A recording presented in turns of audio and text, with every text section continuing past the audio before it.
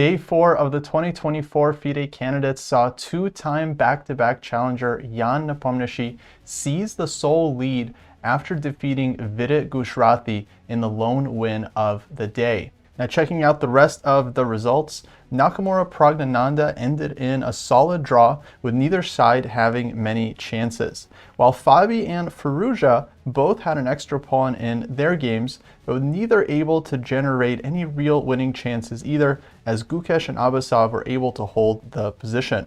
The sole winner was Nepo, who managed to outplay FIDE in a Berlin endgame to secure a half-point lead with 3 out of 4. Going into the first rest day tomorrow, Nepo leads Fabi and Gukesh by half a point, who are both on 2.5 out of 4.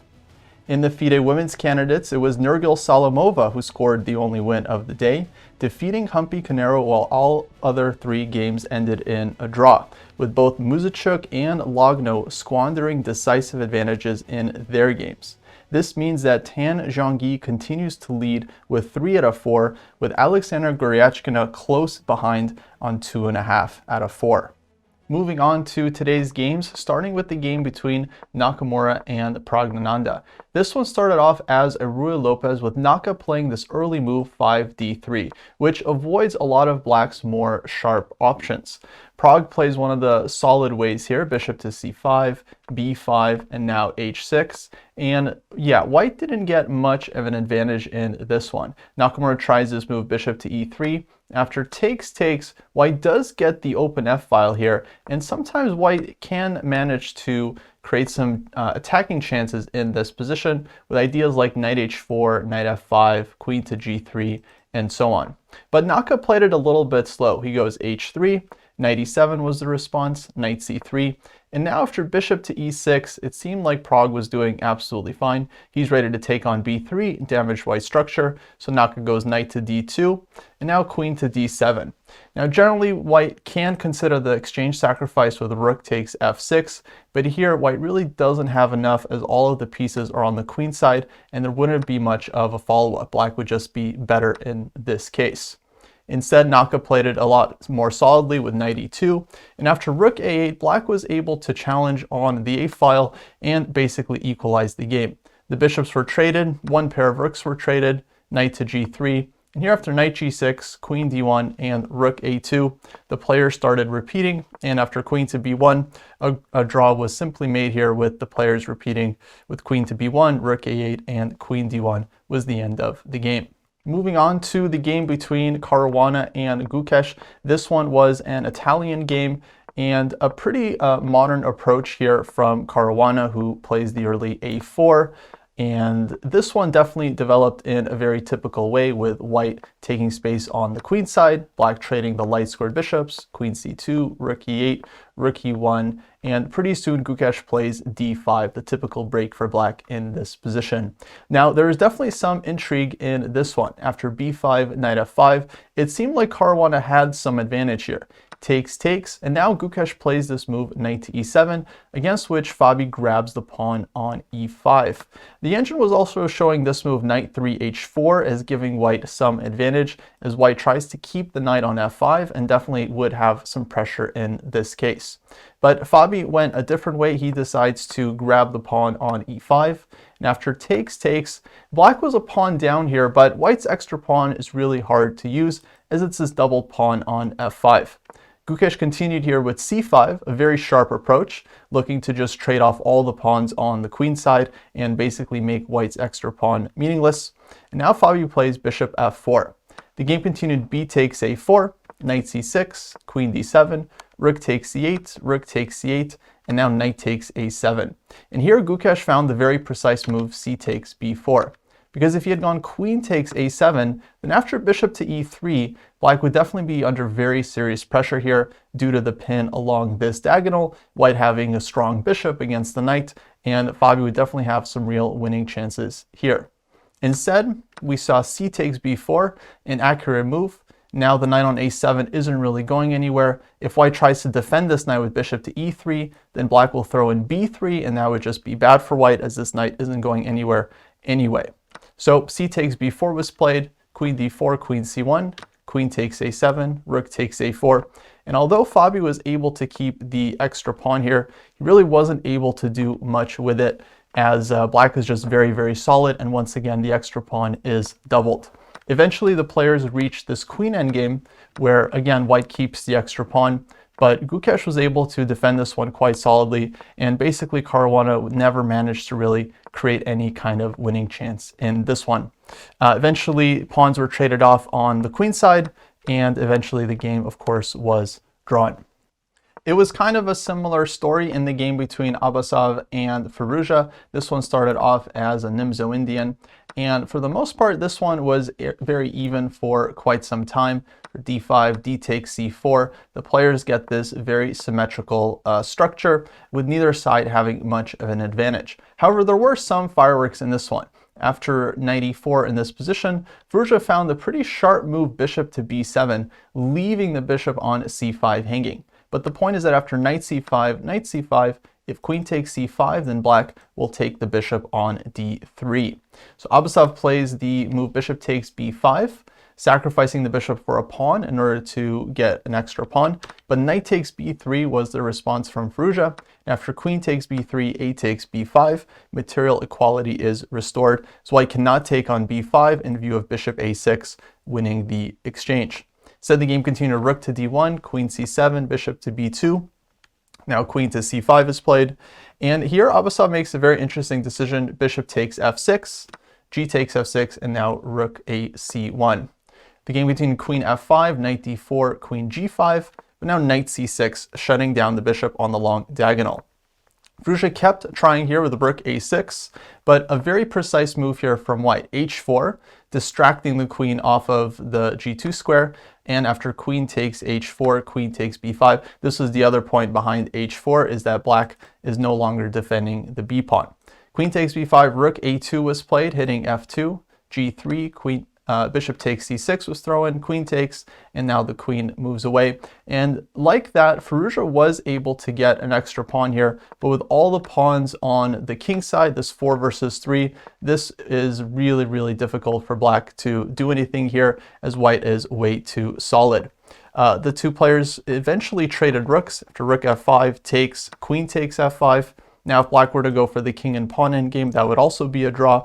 Instead, Firouzja tried to keep the queens on the board, but he wasn't really able to do anything in this one, as white is just way too solid. He did try for some time, but Abasov basically defended very accurately here, not blundering into any kind of king and pawn endgame. Eventually, a couple more pawns were traded here, but once again, Firouzja was never able to generate any real winning chances, and the game was eventually drawn. Moving on to the only decisive game of the day. This one was a Berlin, where Nepomniachtchi decides to go for the classic Berlin endgame and test Vidit in these lines. And he did come armed with a new idea. In this position, after g4, knight e7, he played the move knight h2, which I believe was a novelty. The idea being to start pushing white's f-pawn and use white's kingside majority. Vidit started spending lots of time here and comes up with the move g5, but white plays f4 anyway, and after takes, bishop takes f4, it felt like Nepo was already slightly better in this position. That said, the game continued quite logically, with black playing on the queen side, white making advances on the king side.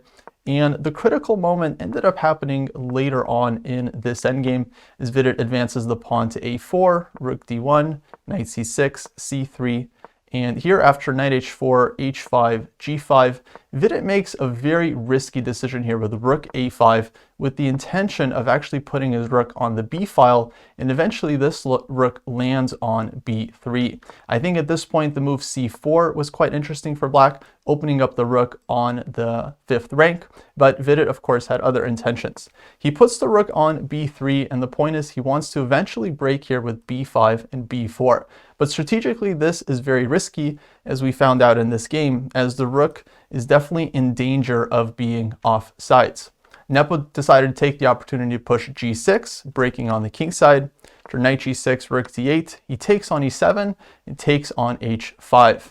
Vidit goes rook d3 here, wins back his pawn, bishop takes h3, but now after e6, white's e-pawn here ends up being quite annoying, with bishop to g5 coming next, and black eventually is going to have to give up material for this e-pawn as he just can't hold on to the blockade. Now, Vidit's drawing idea here was to try to eventually give up a piece for this e-pawn and then trade off all the pawns on the queen side, but Nepo played this one very accurately and managed to prevent black from being able to trade everything off. So knight d5, e7, bishop d7, rook d1, king c6 was played, king e4, and now black's last chance in this position was the move knight takes e7. After bishop takes e7, rook takes b2, white would still have to show really precise technique in order to win this one. I think the best move is knight to f4, but of course this would still be a very long way from winning for white.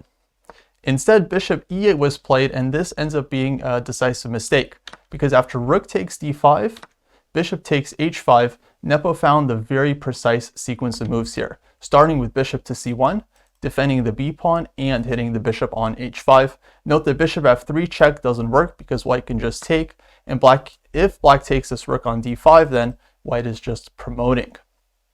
So in the game, we saw bishop g6 check, king e5, and b4.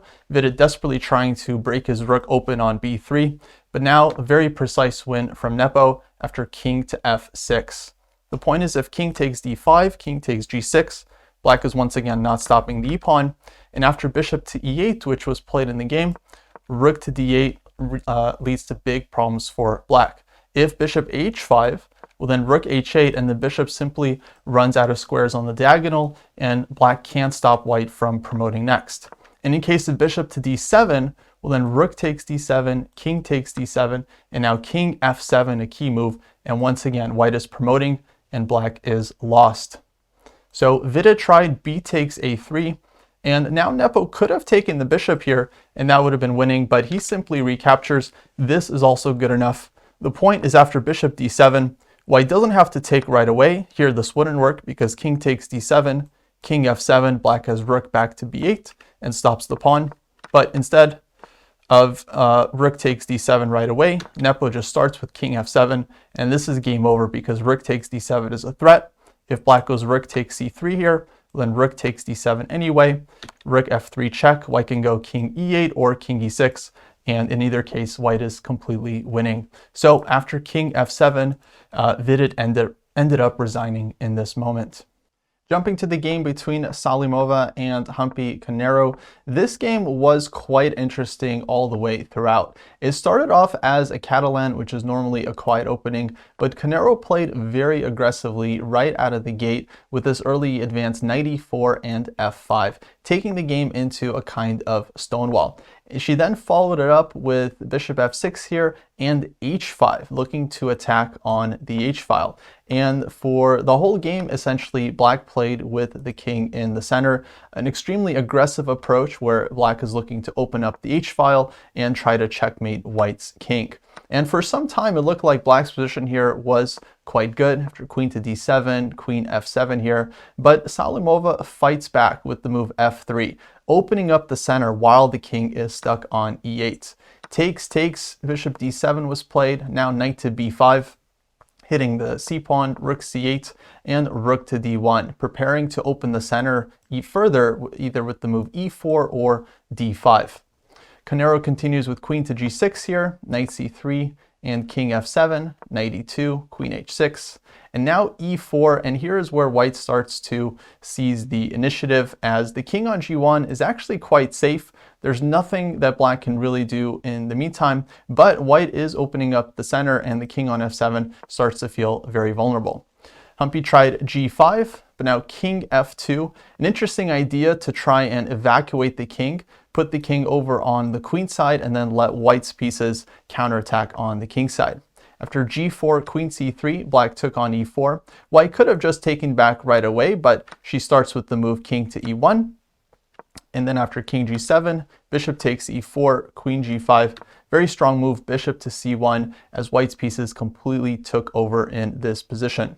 Canero decided to bail out into the endgame with queen to a5, but this endgame was incredibly difficult for black. After takes, and rook f4, white was able to pick up the g-pawn and keep all of the activity in the position with rook takes g4 and rook to g6. And Salimova went on to convert this one without really giving a lot of chances. At this point, it's an extra pawn for white and the more active pieces. And although Canero fought on for quite some time, the result was never really in doubt.